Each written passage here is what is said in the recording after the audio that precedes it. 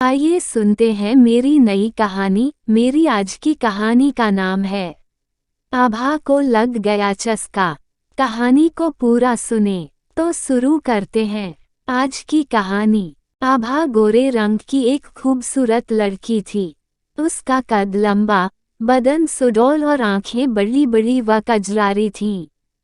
उसकी आंखों में कुछ ऐसा जादू था कि उसे जो देखता उसकी ओर खींचा चला जाता। विक्रम भी पहली ही नज़र में उसकी ओर खींच गया था। उन दिनों विक्रम अपने मामा के घर आया हुआ था। उसके मामा का घर पटना से तकरीबन 20 किलोमीटर दूर एक गांव में था। विक्रम तेजतर्रार लड़का था। वह बातें भी बहुत अच्छी करता था।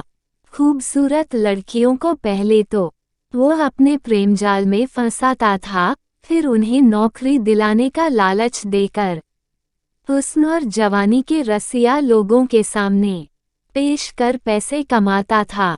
इसी प्लान के तहत उसने आभा से मेलजोल बढ़ाया था। उस दिन जब आभा विक्रम से मिली तो बेहद उदास थी। विक्रम कई पलों तक उसके उदास चेहरे को देखता रहा, फिर बोला, क्या बात है आभा, आज बड़ी उदास लग रही हो। हाँ, आभा बोली, विक्रम, मैं अब आगे पढ़ नहीं पाऊंगी, और अगर पढ़ नहीं पाई तो अपना सपना पूरा नहीं कर पाऊंगी। कैसा सपना? पढ़ लिख कर अपने पैरों पर खड़ा होने का सपना, ताकि अपने माँ बाप को गरीबी से छुटकारा दिला सकूं। बस इतनी सी बात है। तुम बस इसे इतनी सी ही बात समझते हो, और नहीं तो क्या? विक्रम बोला, तुम पढ़ लिख कर नौकरी ही तो करना चाहती हो। हाँ, वह तो तुम अब भी कर सकती हो, लेकिन भला कम पढ़ी लिखी लड़की को नौकरी कौन देगा? मैं सिर्फ इंटर पास हूँ, आभा बोली। मैं कई सालों से पटना की एक कंपनी में काम करता हूँ, इस नाते मैनेजर से मेरी अच्छी जान पहचान है। अगर तुम चाहो तो मैं तुम्हारे बारे में उससे बात कर सकता हूँ, तो फिर करो न। आभा बोली, अगर तुम्हारे चलते मुझे नौकरी मिल गई तो मैं हमेशा तुम्हारी एहसानमंद रहूंगी। आभा विक्रम के साथ पटना आ गई थी। एक होटल के कमरे में विक्रम ने एक आदमी से मिलवाया। वह तकरीबन 45 साल का था। जब विक्रम ने उससे आभा का परिचय कराया तो वह कई पलों तक उसे घूरता रहा, फिर अपने पलंग के सामने पड़ी कुर्सी पर बैठने का इशारा किया। आभा ने एक नज़र कुर्सी के पास खड़े विक्रम को देखा, फिर कुर्सी पर बैठ गई।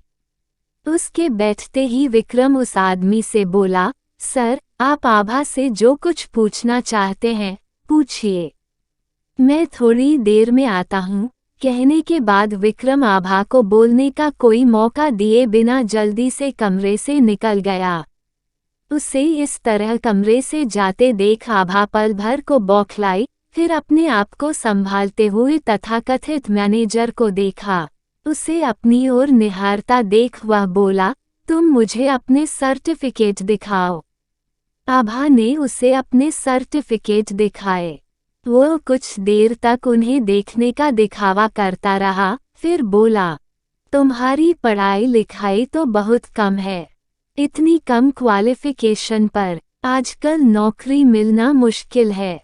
पर विक्रम ने तो कहा था कि इस क्वालिफिकेशन पर मुझे यहाँ नौकरी मिल जाएगी। ठीक है, मैं विक्रम के कहने पर तुम्हें अपनी फर्म में नौकरी दे तो दूंगा, पर बदले में तुम मुझे क्या दोगी? कहते हुए उसने अपनी नज़रें आभा के खूबसूरत चेहरे पर टिका दी। मैं भला आपको क्या दे सकती हूँ? आभा उसकी आंखों के भावों से घबराते हुए बोली, दे सकती हो अगर चाहो तो। क्या? अपनी यह खूबसूरत जवानी? क्या बकवास कर रहे हैं आप? आभा झटके से अपनी कुर्सी से उठते हुए बोली, मैं यहाँ नौकरी करने आई हूँ, अपनी जवानी का सौदा करने नहीं। नौकरी तो तुम्हें मिलेगी, पर बदले में मुझे तुम्हारा यह खूबसूरत जिस्म चाहिए। कहता हुआ वह आदमी पलंग से उतरकर आभा के करीब आ गया। वह पल भर तक भूखी नजरों से उसे घूरता रहा, फिर उसके कंधे पर हाथ रख दिया। उस आदमी की इस हरकत से आभा पल भर को बौखलाई, फिर उसके जिस्म में गुस्से और बेइज्जती की लहर दौड़ गई। वह बोली, मुझे नौकरी चाहिए, पर अपने जिस्म की कीमत पर नहीं, कहते हुए आभा दरवाजे की ओर लपकी। पर दरवाजे पर पहुंचकर उसे झटका लगा। दरवाजा बाहर से बंद था। आभा दरवाजा खोलने की कोशिश करती रही, फिर पलट कर देखा। अब यह दरवाजा तभी खुलेगा जब मैं चाहूंगा, वह आदमी अपने होंठों पर एक कुटिल मुस्कान बिखेरता हुआ बोला, और मैं तब तक ऐसा नहीं चाहूंगा जब तक तुम मुझे खुश नहीं कर दोगी। उस आदमी का यह इरादा देखकर आभा मन ही मन कांप उठी। वो डरी हुई आवाज में बोली, देखो, तुम जैसा समझते हो, मैं वैसी लड़की नहीं हूँ। मैं गरीब जरूर हूँ, पर अपनी इज्जत का सौदा नहीं कर सकती। प्लीज, दरवाजा खोलो और मुझे जाने दो। हाथ आए शिकार को मैं यूं ही कैसे जाने दूं? बुरी नजरों से आभा के उभारों को घूरता हुआ वह बोला, तुम्हारी जवानी ने मेरे बदन में आग लगा दी है, और मैं जब तक तुम्हारे तन से लिपट कर यह आग नहीं बुझा लेता, तुम्हें जाने नहीं दे सकता। कहते हुए वह झपट कर आगे बढ़ा, फिर आभा को अपनी बाहों में दबोच लिया। अगले ही पल वह आभा को बुरी तरह चूम सहला रहा था, साथ ही वह उसके कपड़े भी नोच रहा था। ऐसे में जब आभा का अधनंगा बदन उसके सामने आया तो वह बावला हो उठा। उसने आभा को गोद में उठाकर पलंग पर डाला, फिर उस पर सवार हो गया। आभा रोती छटपटाती रही, पर उसने उसे तभी छोड़ा जब अपनी मनमानी कर ली। ऐसा होते ही वह हौंफता हुआ आभा पर से उतर गया। आभा कई पलों तक उसे नफरत से घूरती रही, तूने मुझे बर्बाद कर डाला, पर याद रख, मैं इसकी सजा दिलाकर रहूंगी। तेरी काली करतूतों का भंडाफोड़ पुलिस के सामने करूंगी। तू मुझे सजा दिलाएगी, पर मैं तुझे इस लायक छोड़ूंगा ही नहीं। कहते हुए उसने झपट कर आभा की गर्दन पकड़ ली और उसे दबाने लगा। आभा उसके चंगुल से छूटने की भरपूर कोशिश कर रही थी, पर थोड़ी ही देर में उसे यह एहसास हो गया कि वह उससे पार नहीं पा सकती और वह उसे गला घोंट कर मार डालेगा। ऐसा एहसास करते ही उसने अपने हाथ पैर पटकने बंद कर दिए, अपनी सांसें रोक ली और शरीर को शांत कर लिया। जब तथाकथित मैनेजर को इस बात का एहसास हुआ तो उसने आभा की गर्दन छोड़ दी और फटी-फटी आंखों से आभा के शरीर को देखने लगा। उसे लगा कि आभा मर चुकी है। ऐसा लगते ही उसके चेहरे से बदहवासी और खौफ टपकने लगा। तभी दरवाजा खुला और विक्रम कमरे में आया। ऐसे में जैसे ही उसकी नजर आभा पर पड़ी, उसके मुंह से घुटी घुटी सी चीख निकल गई। वह कांपती हुई आवाज में बोला, यह क्या किया आपने?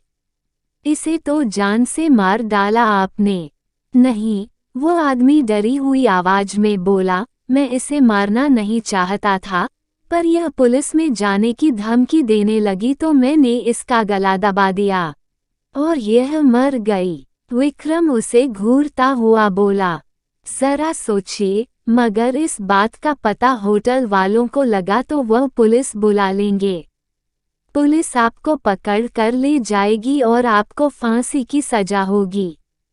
नहीं, वह आदमी डरी हुई आवाज में बोला, ऐसा कभी नहीं होना चाहिए। वो तो तभी होगा जब चुपचाप इस लाश को ठिकाने लगा दिया जाए। तो लगाओ, वह आदमी बोला। यह इतना आसान नहीं है। कहते हुए विक्रम की आंखों में लालच की चमक उभरी। इसमें पुलिस में फंसने का खतरा है और कोई यह खतरा यूं ही नहीं लेता। फिर कीमत लगेगी इसकी। कितनी? 5 लाख। 5 लाख, यह तो बहुत ज्यादा रकम है। आपकी जान से ज्यादा तो नहीं, विक्रम बोला। आपको कीमत ज्यादा लग रही है तो आप खुद इसे ठिकाने लगा दीजिए, मैं तो चला। कहते हुए विक्रम दरवाजे की ओर बढ़ा। अरे नहीं, वो हड़बड़ाते हुए बोला, ठीक है, मैं तुम्हें 5 लाख रुपए दूंगा, पर इस मामले में तुम्हारी कोई मदद नहीं करूंगा। तुम्हें सब कुछ अकेले ही करना होगा। विक्रम ने पल भर सोचा, फिर हाँ में सिर हिलाता हुआ बोला, कर लूंगा, पर पैसे। काम होते ही पैसे मिल जाएंगे। पर याद रखिए, अगर धोखा देने की कोशिश की तो मैं सीधे पुलिस के पास चला जाऊंगा। मैं ऐसा नहीं करूंगा, कहते हुए वह कमरे से निकल गया। इधर वह कमरे से निकला और उधर उसने बेसुध पड़ी आभा को देखा। वो उसे ठिकाने लगाने के बारे में सोच ही रहा था कि आभा उठ बैठी। अपने सामने आभा को खड़ी देख विक्रम की आंखें हैरानी से फटती चली गई। उसके मुंह से हैरत भरी आवाज फूटी, आभा, तुम जिंदा हो? हाँ, आभा बोली, पर अब तुम जिंदा नहीं रहोगे। तुम भोली भाली लड़कियों को नौकरी का झांसा देकर जिस्म के सौदागरों को सौंपते हो। मैं तुम्हारी यह करतूत लोगों को बतलाऊंगी, तुम्हारी शिकायत पुलिस में करूंगी। आभा का यह रूप देखकर पहले तो विक्रम बौखलाया, फिर उसके सामने गिड़गिड़ाता हुआ बोला, ऐसा मत करना। क्यों न करूं मैं ऐसा? तुमने मेरी जिंदगी बर्बाद कर दी और कहते हो कि मैं ऐसा न करूं। क्योंकि तुम्हारे ऐसा न करने से मेरे हाथ एक मोटी रकम लगेगी जिसमें से आधी रकम मैं तुम्हें दे दूंगा। मतलब? विक्रम ने उसे पूरी बात बताई। सच कह रहे हो तुम? बिल्कुल, अपनी बात से तुम पलट तो नहीं जाओगे। ऐसे में तुम बेशक पुलिस में मेरी शिकायत कर देना। अगर तुमने मुझे धोखा नहीं दिया, तो मुझे क्या पागल कुत्ते ने काटा है, जो मैं ऐसा करूंगा। तीसरे दिन आभा के हाथ में 2.5 लाख की मोटी रकम विक्रम ने ला कर रख दी।